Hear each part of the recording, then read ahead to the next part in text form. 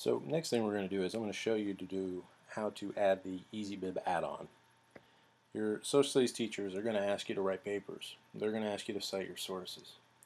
Now, one of the ways I write papers is I take the information I know and I write it down on a piece of paper. And if it's something I know that I don't believe other people would know, or it's a very, very specific detail like a figure, a statistic, a date, or something like that, I'll go back and cite it. Now, you guys, a little bit different. You got to learn to crawl before you walk and walk before you run. So what we have here is just a little bit of information pulled about Vietnamization. That's what we're going to discuss right here. And we got to cite our sources on Vietnamization.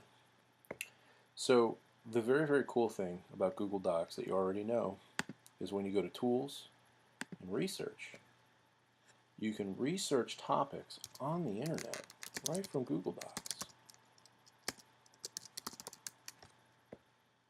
And there you go, on the right-hand side. You can always go to Wikipedia and learn the conversational knowledge. Usually, if it's in the first couple paragraphs of the Wikipedia article, at the very top, that's the stuff every American should know. You're not responsible for every American's level of knowledge on history. Don't think that you are. If it's the stuff below that, that's the nitty-gritty. That's the stuff that's more specific to the topic that you should cite. Keep that in mind.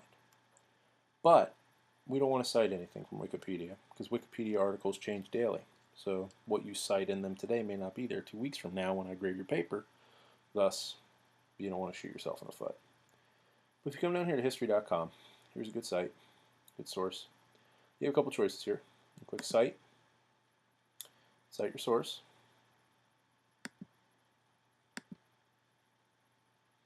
And what it will do is it'll come down here and automatically cite your source for you. My finger's a little quick on the trigger. I didn't need all three of those. But if you find a source you like in your research, go ahead and cite it. And it's going to cite it in MLA format for you. And if it does that for you, there you go. It's already referenced in text, and you have the source material right there. The other thing you can do is you can go to Add-ons, EasyBib, from Get Add-ons right here. And EasyBib is usually right around here. Click on it, download it, and it will add an add-on to Google Docs for you. Manage bibliography. And then you can put your source in here by website. This is a fun thing we can do here. Let's go ahead and let's grab this web address.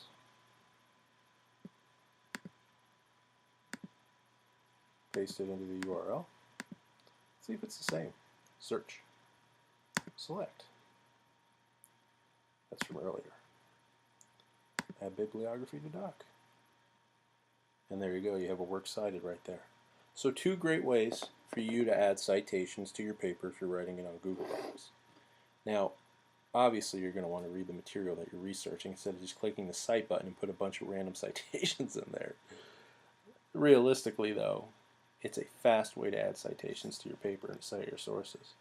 Now, if you're pulling stuff directly from the research, make sure, let's just jump back here, let's go to Tools, let's go to Research, let's go here. Make sure you find something that you enjoy, something that you read about it, right? Something that you want to add. Maybe we just want to add this sentence about him bombing Cambodia. Right? Copy. Jump back here.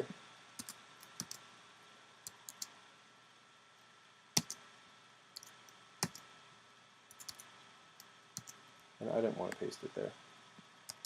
Usually what I do is I have a line right here, not where my works cited go, but I have a little line right here. And what I do is I tend to paste in the stuff that I think I might use in my paper. Okay? And once I do that, I then cite the source.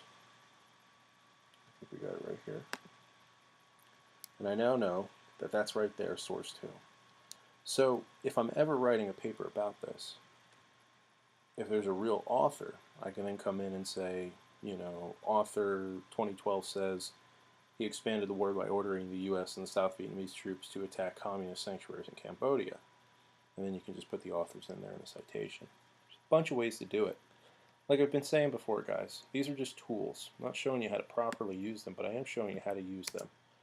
How you research is completely up to you. But these are two really great tools in Google Docs that will help you cite sources for your teachers on your papers. Makes your life a lot easier. Okay? Keep that in mind. Remember, there's no right or wrong way to use this tool. You're going to use it how you see fit, and the way you use it might be different than your friend, or your mom, or your dad, or your teacher, or me even. But just know that having the tool at your disposal makes your life a lot easier.